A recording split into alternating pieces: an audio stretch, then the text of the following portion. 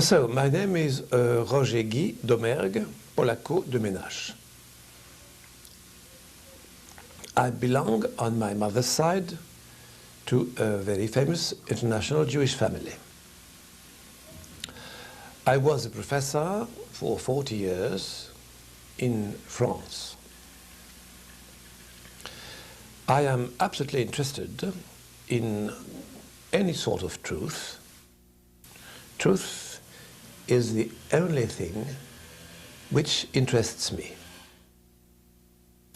Heidegger is a very famous German philosopher. Since 1945 to his death in 1965, he never said a word about the German camps and the extermination of what is called the extermination of Auschwitz. He did keep silent.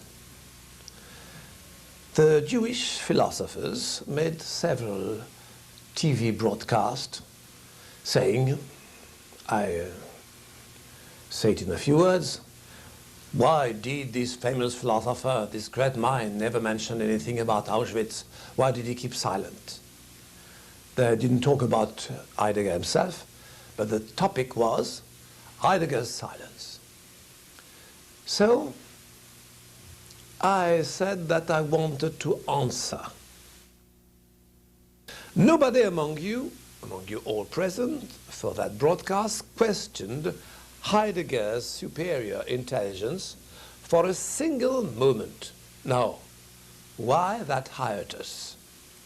Why should we have fallen silent from 1945 to his death? Why should he have? Without the profound reason of his silence fitting with the coherence of his intelligence perfectly. The great reproach to Hitler, forever harked back to, orchestrated since the last war, is the alleged Holocaust of 6 million of Jews in Cyclone B gas chambers. That's what Auschwitz is. Now, what do we know of that problem if we are honest and if we have examined it since 1979, date on which the Forisson case burst in the full light of day? Here is what we know. The gas chamber 6 million is a dogma as stone-walled as that of the redemption.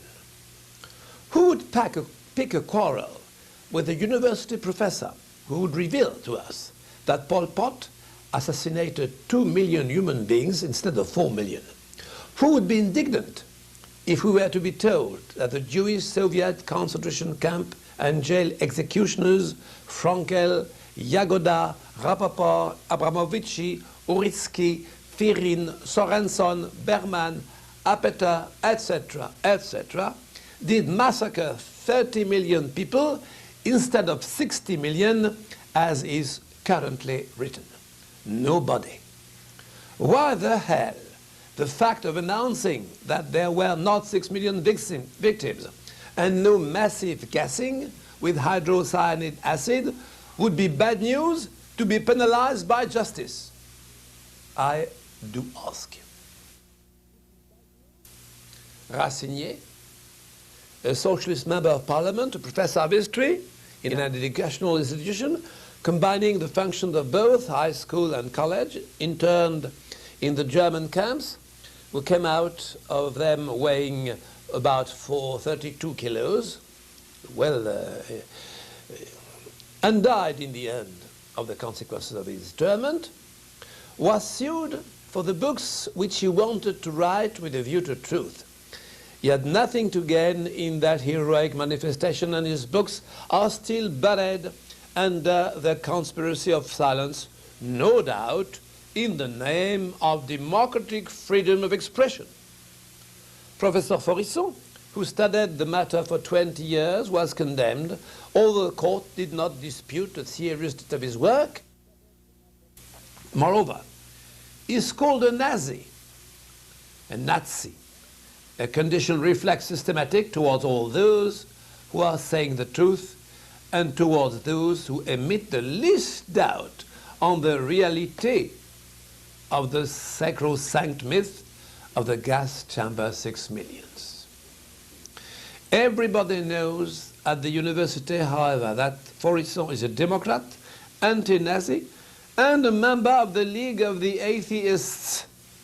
The character of a quasi-religious absolute granted to the dogma of the gas chamber 6 million is the formal psychological sign of its trickery. Were Forisson wrong, it would have been proven to him before a vast public and long ago. The exact number of the crematoria and the corpse's cremation durations are known. In fact, the improved crematoria were installed but at the end of 1943. This means that cremation became technically smooth only from the installation of those crematoria. Massive cremation would not have been exhaustive, and that insufficiency would have started typhus epidemics with the risk of their spreading to all Europe. Let us quote a key sentence of the exterminationists. I quote, "After gassing we were opening. The still palpitating victims were falling in our arms. 5 minutes later we were clearing the corpses away." That is absurd. For 20 hours of forced air ventilations and gas masks are necessary to effect such an operation. Anyone can inform himself on the gas chamber used in the USA to execute one man sentenced to death. The use is of an unheard of complexity and shows us unappealably that gassing 1,000 or 2,000 people at a time is a technical ineptitude. That the little nook of the Struthof could have been taken for a gas chamber during 44 years will remain an historical example of the naivety of the masses.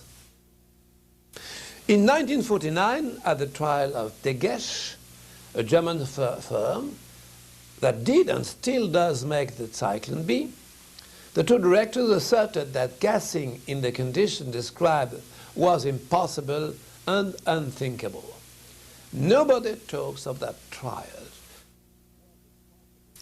A Jewish publication famous in the United States, the American Jewish Yearbook, specifies to us in its issue number 43 on page 666 that in the German occupied Europe in 1941 there were 3,300,000 Jews. Small detail, isn't it? Mrs. Pachot, a Swiss professor of history and journalist, retorts, "The gas chambers have existed, agreed. Now, I would wish explain to me why some have had their knife into the revisionists for more than 20 years in order to wound them in the latter's professional and private lives, when it would be such a simple matter to silence them for good merely in adducing just one of those innumerable irrefutable proofs that are waived unremittingly." A federation of journalists with 2,000 members, including L'Équipe, a sports newspaper, urging the government insistently to silence Professor Forreston on behalf of human rights and of democratic freedom. We are right in the middle of the kingdom of King Yubu. Forreston and those who assert that he must be allowed to speak freely are accused of anti-Semitism. Anti-Semitism is elsewhere, indeed. It is in the USSR, which the Jews find unbearable. They do not even take the time to denounce the regime's anti-Semitism. They ask but for one thing, to leave as soon as they can. Moreover, and that is something flagrant, they are practically alone in being able to leave Russia. Soviet slavery is good for the others. 90% of the Russian immigrants in the USA are Jews. A small detail indeed. Need one remind you of what human rights stipulate? One wonders really whether human rights, whether human rights or Jewish rights are those involved. I quote, "No one must be harassed for his opinions. The free exchange of thoughts and of opinions is among the most precious human rights." If there is a misuse of those rights for the singer Madonna and her 70,000 unshorted zombies, there is none for any researcher, any professor, who has something to tell us.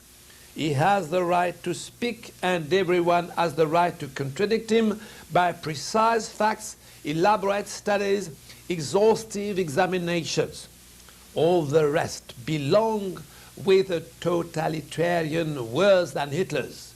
It approaches Stalin's and that of Kaganovich, a Jew, and will get there in the end. Nobody can deny that the Holocaust has become a veritable religion. Jacob Timmerman, a Jewish historian, tells us many Israelis are shocked by the manner in which the Holocaust is exploited by the diaspora. They are even ashamed that the Holocaust became a layman's religion for the Jews in the USA. Leon Jick, another Jewish historian, made this comment, the devastating quip that there is no business worth the Shoah business, is, it must be said, an incontestable truth. It is true that many jokes have been made about the Shoah business. Bloch Dassault specified to us in Jour de France, his newspapers, his magazine, that life in the German camps was not worse than that in those gulags directed by some 50 Jews whose photos can be seen in volume 2 of Solzhenitsyn's Gulag Archipelago, and who can be credited with the massacre of several tens of millions of people. This approximative figure is not for the time being challenged by anybody, not even by the communists. I mention but as a reminder the tens of other millions exterminated at the 1917 revolution, in which all the government teams, as well as all the financiers that subsidized that delightful regime of human flowering, were Jewish. A small detail indeed. On the other hand, it was for the whole world the eternal night and fog that those corpses that died of hunger and of typhus during the 3 months in which the camps could not be supplied while Germany was collapsing. Then photos were taken from every angle with captions that had nothing to do with factual reality. Allied bombings, among other things, were precluding any possibility of feeding the military, the civilians, and all the more so the inmates. Who can believe for a moment that the Germans, seeing that their defeat coming, would have left such a brand image in the camps. How not to see in the most obvious fashion that famine and typhus were the causes of those heart-rending images. All countries are submitted to the dollar's hegemony and crushed by enormous and unpayable debts.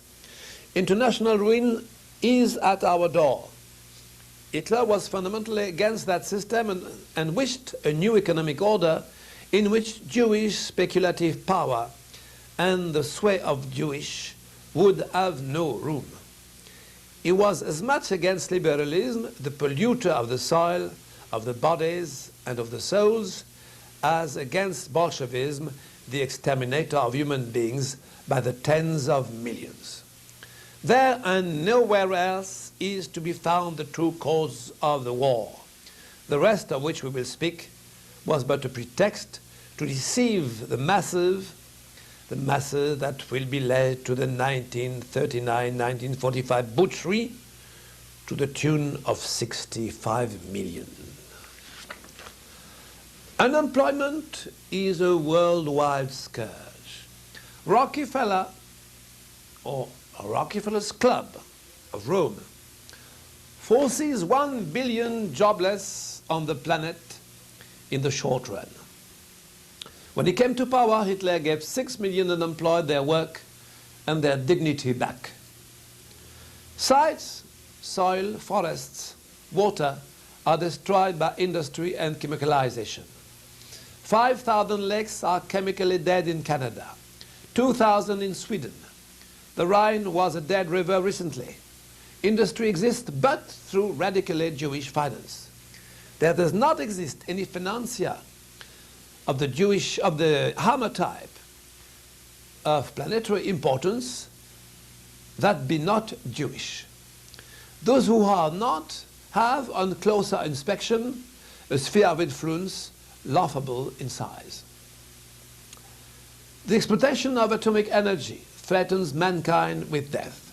Atomic bomb, Chernobyl, genetic inroads, unstoppable waste.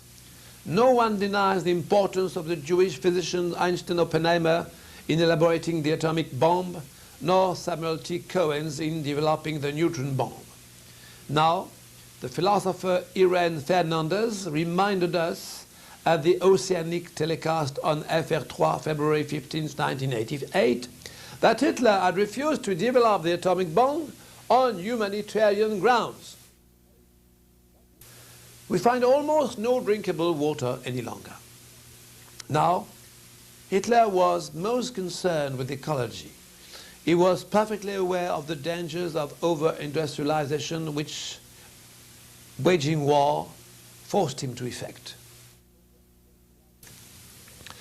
Freudianism, the falsity and the perversity of which are demonstrated by physiological realities, the endocrinological ones in particular, attacks family, destroys willpower drastically, sexualizes everything, pornographizes, deflowers our most sacred feelings, respect for parents, for the mother, for the child, for the innocence, for never could Freud understand that normal man is not freed from its famous libido, but that he frames it within a set of rules of thought and of conduct that does not permit it to invade the noble spheres of existence, family, spirit of sacrifice and of love, which moves it, knowledge, thought.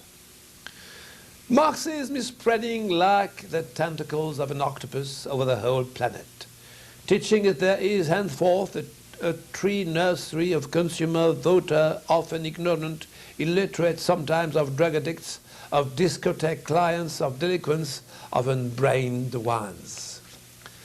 Under the mask of neutrality, secularism long ago erected barricades across all exits leading to the spiritual.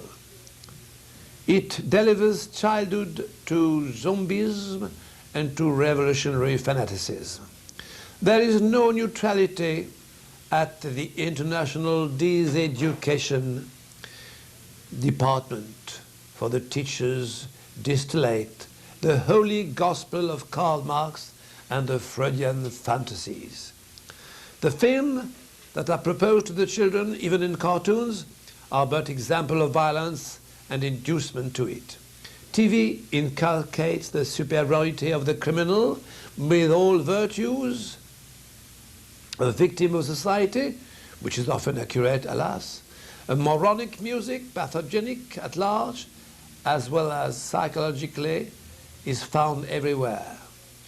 The frenetic, hysterical and criminogenic sonorities of the likes of Madonna and Michael Jackson's are the food offered to a radically zombified youth. Pornography is displayed night and day. It trains over TV. Homosexuality has become a virtue, and there is a will about to inculcate the idea that those unlucky enough not to have been born inverts are very guilty. 80% of drug addicts are young people aged from 16 to 25. Also, 80% of the violations are committed by non-Europeans. What has been instituted is not the abolition of the death penalty, but the generalization of the death penalty for the innocent. In a single year, in the United States, while a single death sentence was executed, 63 policemen were killed by criminals. Hitler would never have tolerated such a horror. Delinquency keeps increasing. How could it be otherwise? Among the young, who are devoid of moral and spiritual foundations, gorged with hysterical, regressive, and criminogenic sound. Those rhythmic musics plunge them into an hypnotic and illusory universe, pushes them to violence and irresponsibility through the overproduction, physiologically, of adrenaline and of endorphins. Suicide is the second cause of death among the young in France. A small detail, isn't it? Who would dare say that Hitler would have tolerated a single one of these lèse-humanité crimes? These crimes are all generated within the Jewish Marxist, Amero-Bolshevico-liberal system. Never under Hitler, nor under Marshal Pétain, who said, "I want to free the French from the most shameful of domination, that of finance." Would we have known money's total slavery, the sale of arms to all that can exterminate each other, unemployment in geometrical progression, and which will not cease to increase, for it is the system's product, of food and therapeutics, chemicalization, that affects man down to his chromosomes, the young who kill themselves by thousands, self-service abortion, and the trade made with babies deemed stillborn, submitted to vivisection, to the laboratory experiments, and thrown away when 7 months, when they begin to walk, into the incinerators. See the book Bébé au feu, Babies Thrown into the Fire, Apostolat d'édition 48, Rue du Four, in Paris. The pathogenic, carcinogenic, teratogenic pill that provokes in adolescent girls ovarian blockages, stoppage of growth, sterility, frigidity, and an exponential increase of venereal disease, now opening on AIDS and other viral diseases that will kill without recourse. The Freudian disintegrating sapping of the will, pornographism and belly buttonism, Canton Sex Encyclopedia, surrounded for that masterwork by some 10 circumcised ones, Wolf, Berge, Simon, etc. Terrorists that kill symbolically beside an Italian head of state, the leader of German industry, the ex-viceroy of India. The Marxist hold that turns human beings into elementary serial statistical units and exterminates them for their own good by tens of millions. The mass production by secularism of physico-chemical amalgams who will vote tomorrow for the singing gulags under the pretext of change, drummed by moronic politicians placed in between. The Marxist media and the atheistic Leviathan television are spreading anti-racist racism, always anti-national, Marxism, Freudism, porno, ugliness, violence, immorality, regressive musics, without the government's called, oh, the big lie, democratic, intervening in the least. Since 1945, without the least Nazi responsibility, within the whole orbit of liberal Bolshevism, 150 wars have occurred. Everyone knows of those horrors. India, Korea, Hungary, Cuba, Iraq, Indochina, Algeria, Biafra, Eritrea, the Lebanon, and all the rest. When you know the responsibility of liberal and Marxist Jews in all I've just described, you make a scale, you take a scale, you weigh on one side this 12 mixture against the gas chamber 6 million, even in supposing them true. And you will find on one side, the arm is going to indicate the most horror. That maximal synthesis of horrors cannot be conceptualized by the average man's brain.